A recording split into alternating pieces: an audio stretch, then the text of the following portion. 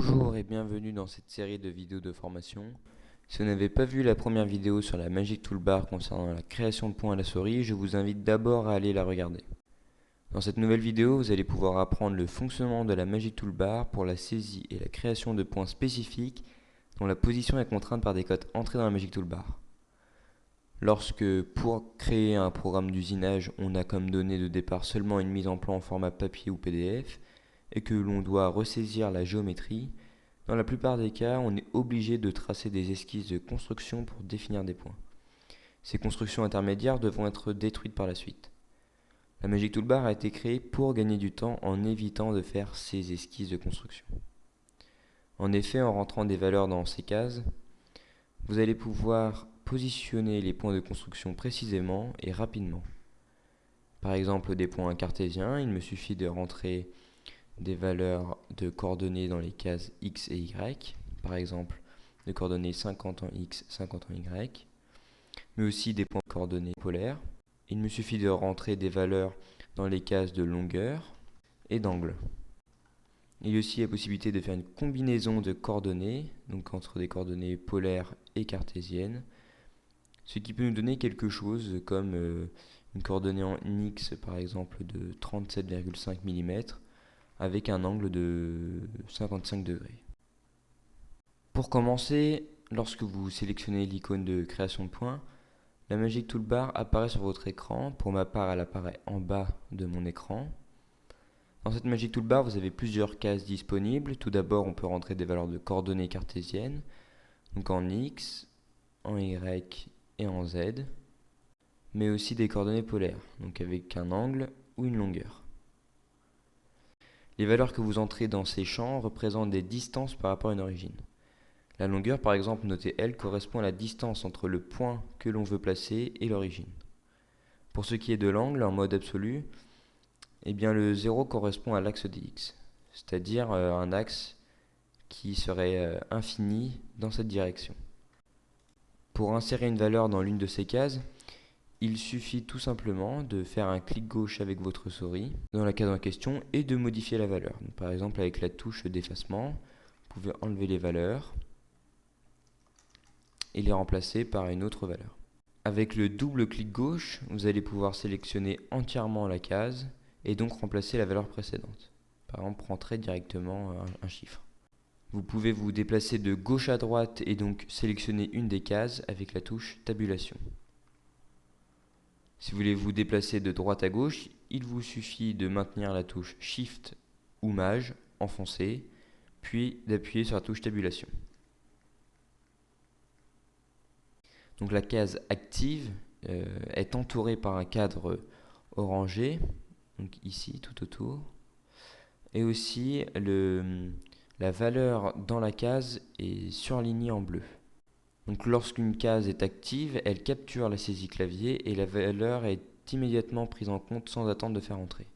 Par exemple, si je mets une longueur de 90, eh bien elle est prise directement en compte.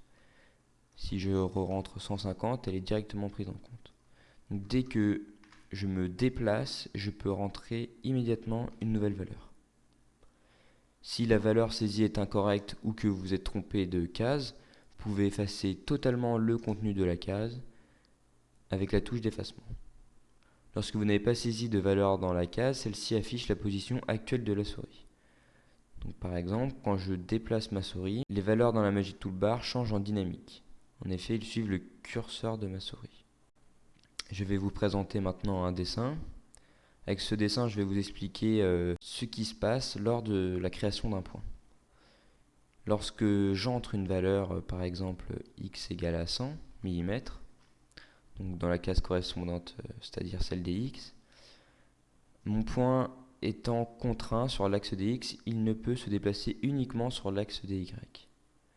C'est-à-dire que mon point ne peut se déplacer uniquement sur une ligne verticale avec une coordonnée égale à x. Elle passe bien par la ligne ici contrainte à x égale à 100 mm. J'ai une prévisualisation de mon point en cours de création, mais je peux à tout moment changer la valeur des coordonnées. Ce changement se fait en dynamique. Si j'enlève le 0, je vais passer de 100 à 10. Et effectivement, mon point s'est bien déplacé à une valeur égale à 10 mm. Si maintenant je remets 100, il se déplace instantanément sans que j'aie appuyé sur une quelconque touche, ce qui nous permet de visualiser le point à tout moment de la saisie. Le logiciel est aussi capable de faire plusieurs opérations mathématiques, comme par exemple une addition, donc si je rajoute 50 à 100, ou alors je peux soustraire, par exemple. Je peux aussi multiplier, diviser, très pratique lorsque nous avons un diamètre et que nous voulons un rayon, donc il suffit juste de diviser par 2. Il y a aussi la possibilité de mettre un sinus, un cosinus, une tangente, ainsi que des parenthèses si vous avez des priorités dans vos calculs. Il y a aussi la possibilité de mettre la valeur pi. Vous avez juste à écrire les lettres PI et la valeur pi sera alors prise en compte. Donc actuellement, vous pouvez voir que la couleur dans la Magic Toolbar est en bleu dans la case des X. Cela signifie que la contrainte reste active si je change de case. Si par exemple je passe dans la case des Y, comme vous pouvez voir, le pi n'a pas changé, il est toujours là, toujours constant, donc mon point a toujours gardé cette contrainte. Si je veux enlever cette contrainte, il me suffit de retourner dans cette case et d'effacer la contrainte. Lorsque nous mettons une contrainte, par exemple de 100 mm, eh bien la position du point est définie au plus près de ma souris. Si je place un point par exemple à cet endroit, la coordonnée en X, elle, sera effectivement précise. Nous avions mis comme valeur 100 mm, donc nous avons bien X égale à 100 mm. Cependant, la coordonnée en Y, elle, est totalement quelconque, sans aucune précision. Alors je peux aussi faire cette manipulation seulement avec les coordonnées en Y. Donc cette fois-ci, je vais mettre 60 mm en Y. Et lorsque je contrains l'axe des Y, le point ne peut se déplacer alors que sur une droite horizontale. Cette droite horizontale est contrainte à 60 mm. Donc elle passe bien effectivement par cette ligne qui est contrainte à 60 mm. Alors mon point est ici une nouvelle fois partiellement contraint, il manque de précision, je peux encore le déplacer. Et je peux alors totalement le contraindre en ajoutant une valeur. Donc par exemple, si je veux avoir un point cartésien, je vais rajouter une coordonnée en X. Je vais rajouter alors une coordonnée en X de 50 par exemple. Alors, comme vous pouvez le voir, mon point est maintenant totalement contraint, je ne peux plus le déplacer. Mais le point ici n'est pas encore réellement créé, il est simplement prévisualisé. Vous pouvez toujours revenir en arrière et changer la valeur dès que vous le souhaitez. Par exemple, je décide de mettre X 70 mm. Cependant, si sans faire exprès, vous avez fait un clic gauche pour positionner le point et que vous ne voulez pas ce point, il vous suffit tout simplement de cliquer sur cette flèche, annuler, et ça annule la dernière création faite sur le logiciel. Vous pouvez aussi à tout moment revenir et rétablir la création de ce point. Une fois que nous avons déterminé deux valeurs d'entrée, par exemple 100 mm en X et 100 mm en Y, une coche verte apparaît dans la Magic Toolbar, signifiant que mon point est totalement contraint. J'ai alors un point placé avec précision, et pour valider la position de mon point, je peux cliquer sur cette coche. Ou alors appuyer avec le clic gauche de ma souris, ou appuyer sur la touche entrée du clavier. Je peux encore annuler la création de ce point en appuyant sur la touche échappe du clavier, ou en appuyant sur la molette de ma souris, ou alors en appuyant avec le clic gauche sur la croix de la Magic Toolbar. Dès lors que j'ai entré suffisamment de valeurs dans la Magic Toolbar pour le contraindre totalement, il m'est impossible de surcontraindre le point. C'est-à-dire que je ne pourrais pas entrer en même temps que le X et le Y une longueur ou un angle. Car les informations seraient surabondantes et potentiellement non concordantes. On peut le voir car les cases sont grisées, donc je ne peux pas changer les valeurs qui sont dedans. Cependant, si je veux obtenir une longueur précise et non une coordonnée précise, il faut que préalablement j'efface le contenu d'une de ces cases et je peux alors changer de case et modifier par exemple la longueur ou un angle. Alors je peux créer un point cartésien comme on peut le voir, mais je peux aussi créer un point de coordonnées polaires. Alors il me suffit tout simplement de mettre des valeurs de longueur et d'angle. Lorsque je mets une longueur, donc par exemple 116,62 mm, mon point va se déplacer contraint autour de l'origine à une distance de 116,62 mm.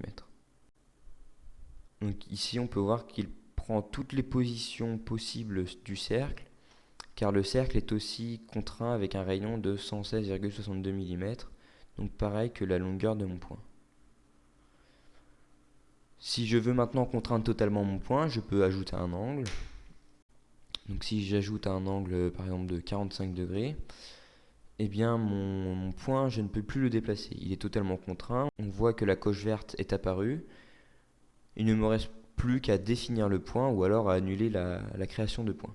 Si je prends ce dessin, donc avec les 4 cotes, donc 100 mm pour x, 116,62 pour la longueur, 60 mm pour y et un angle. Alors ici, c'est un angle en degrés par minute. Quand on met une cote, ce sont l'unité des degrés par minute. Cependant, dans la Magic Toolbar, il faut mettre des degrés décimaux. Je vais alors changer l'unité pour avoir des degrés décimaux, ce qui nous donne 30,96 degrés. Donc avec ces 4 cotes, j'ai alors 6 possibilités pour placer mon point d'intersection ici des 3 figures.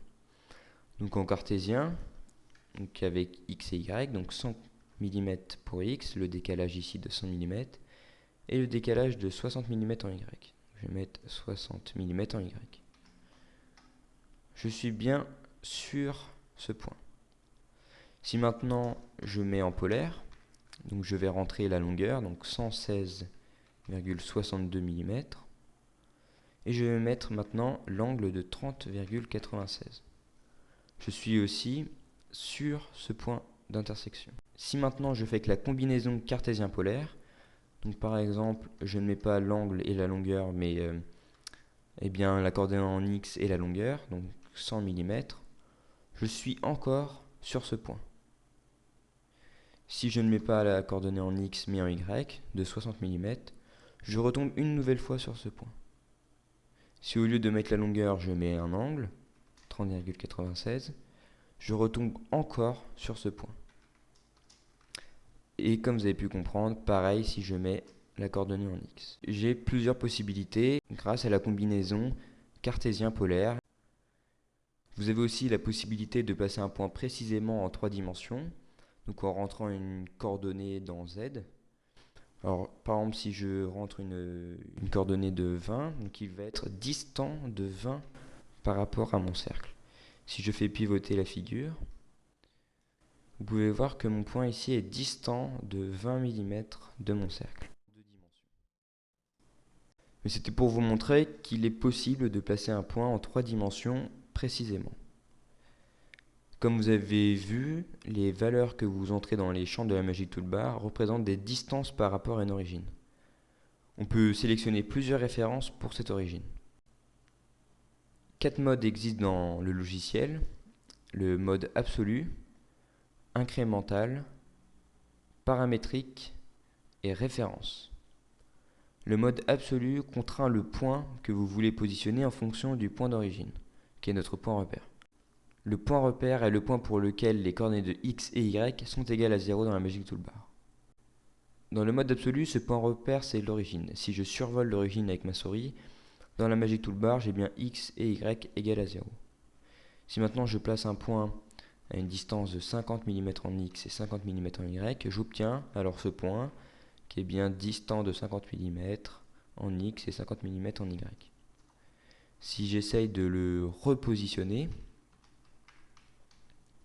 eh bien on peut voir qu'il est superposé au point que je viens de placer. C'est normal car mon point de repère est toujours à cet endroit, donc si je remets les mêmes valeurs, je vais retomber sur le même point. Si maintenant je passe au mode incrémental, le point repère est le dernier point positionné, donc il ne correspond plus à l'origine. Si je survole l'origine avec ma souris, je n'ai plus x et y égale à 0 dans la Magic Toolbar. Le dernier point que j'ai positionné étant celui-ci, il est devenu notre nouveau point repère, donc x et y égale à 0 dans la Magic Toolbar. Si je positionne le point donc x égale à 50 mm et y égale à 50 mm, j'obtiens alors un autre point. Si je définis ce point et que je remets x et y égale à 50, eh bien il va se décaler en fonction du dernier point que j'ai positionné. Donc le dernier point positionné étant celui-ci, il est normal que le décalage en x et en y se fasse à partir de ce point. Dans le mode référence, c'est à nous de définir notre point repère. Aucune aide nous indique de le définir, mais il est important de savoir qu'il faut définir un point repère. Vous pouvez définir un point repère sur l'origine, ou sur un point précis, sur un point déjà placé, etc. C'est à vous de le définir à l'aide du clic gauche. Donc, par exemple, je décide de définir mon point repère sur cet endroit. Quand je survole avec ma souris ce point, j'ai bien x et y égale à 0. Si vous voulez changer de point repère, il vous suffit de repasser dans le mode référence et de resélectionner un autre point. Donc si je le survole maintenant avec ma souris, j'ai bien x et y égale à 0. Si j'entre les valeurs 50 en x et 50 en y, donc 50 en x, j'ai bien le décalage de 50, fait ici de 50 mm. Et si je remets 50 en y, j'ai aussi le décalage. Donc il n'est pas recontraint à partir du nouveau point que je positionne. Il va tout le temps rester à cet endroit comme dans le mode absolu. Si maintenant je définis mon point de référence à cet endroit, je ne sais pas si vous avez fait attention, mais il y a différentes possibilités. Soit je choisis le segment en rouge actuellement, donc qui est incliné, donc d'une valeur d'un angle, ou alors je peux choisir le segment vertical. Cela peut vous paraître identique, mais si je choisis le segment incliné, l'angle égal à 0 sera dans la continuité de ce segment. Donc, sachant que j'ai tracé ce segment du point de début à cet endroit avec le point de fin à cet endroit, eh bien l'angle 0 sera dans la continuité de ce tracé. Comme vous pouvez le voir dans la Magic Toolbar, j'ai un angle égal à 0. Si maintenant je me mets à l'horizontale, eh bien mon angle n'est pas égal à 0. Il est égal ici à moins 185,94 degrés. D'où l'importance lorsque vous sélectionnez votre référence. Si j'avais sélectionné avec la droite verticale, mon angle égal à 0 aurait été dans la continuité de mon segment, c'est-à-dire à cet endroit précisément. Le dernier mode, le mode paramétrique, quant à lui, ne fait pas référence à une origine spécifique. Dans ce mode, il s'agit de créer un point qui se trouve sur une entité géométrique préalablement tracée. En effet, on peut créer ce point au début, au milieu ou à la fin d'un segment, et plus généralement en tout point d'une entité. La position précise étant définie par une valeur de paramètre représentant la distance depuis le début de l'élément. Donc dans l'option paramètre, c'est une proportion variant de p égale à 0 jusqu'à p égale à 1. Donc il me suffit de changer la valeur. Donc si je mets p égale à 0, je vais me retrouver à chaque fois au début de l'élément. Si je mets p égale à 1, je vais me retrouver à la fin de l'élément. Donc si vous avez compris, si je mets 0,5, je vais me retrouver au milieu de l'élément. Je peux à tout moment changer d'élément et ainsi obtenir, dans mon cas, le milieu de chaque entité. Il y a aussi l'option longueur. Alors l'option longueur, ce sont des cotes en millimètres à rentrer. Donc 0 mm pour le point de début. Et pour ce segment, 80 mm pour le point de fin. Si vous ne connaissez pas la longueur de votre segment, il suffit de mettre la lettre L qui définira automatiquement la longueur de votre segment. A noter que la valeur définissant la distance ou le paramètre peut être entrée pour définir un point qui se trouverait en dehors du domaine définissant l'entité géométrique. Si par exemple je rajoute 50 mm à la longueur, eh bien je vais me retrouver en dehors de l'entité. Le point va alors se trouver dans la continuité de mon segment à 50 mm. Ceci marche aussi avec la proportion. Donc si j'entre 1,5, je vais me trouver à mi-longueur après la fin de mon élément. Mais je peux le faire aussi avant, en rentrant moins 0,5. Donc je m'éloigne du point de début, toujours dans la continuité du segment. Si par exemple je vais sur ce segment, mon point de début étant ici, donc la continuité de ce segment étant cette droite, j'obtiens bien un point qui se trouve dans cette zone. Ce qu'il faut savoir aussi, c'est que l'entité choisie est l'entité la plus proche de votre souris. Donc je suis actuellement le plus proche de mon cercle, et maintenant je suis le plus proche de mon segment. Alors, il n'est pas obligatoire du coup de survoler l'élément pour le sélectionner entre guillemets. Optionnellement, vous aurez la possibilité d'entrer une valeur dans la case D qui définira une distance perpendiculaire à l'élément sur lequel se trouve votre point. Donc, par exemple, si je mets 0,5, je vais me trouver au milieu de mon segment. Alors actuellement, j'ai 0 dans la case D, c'est-à-dire que je suis distant de 0 du segment. Si maintenant j'entre une valeur de 50, je vais me retrouver à une distance de 50 mm de mon segment. Alors je peux le positionner de ce côté du segment, mais je peux aussi le faire de l'autre côté du segment, car dans tous les cas, il sera distant de 50 mm de mon segment. Pour conclure, vous savez maintenant positionner un point en rentrant des codes dans la Magic Toolbar avec les plusieurs combinaisons existantes et aussi aux 4 modes existants dans le logiciel. Cette Magic Toolbar a un réel intérêt car elle permet de placer rapidement à l'aide d'une mise en plan des points précis. Je vous remercie pour votre attention et vous dis à bientôt dans une autre vidéo de formation.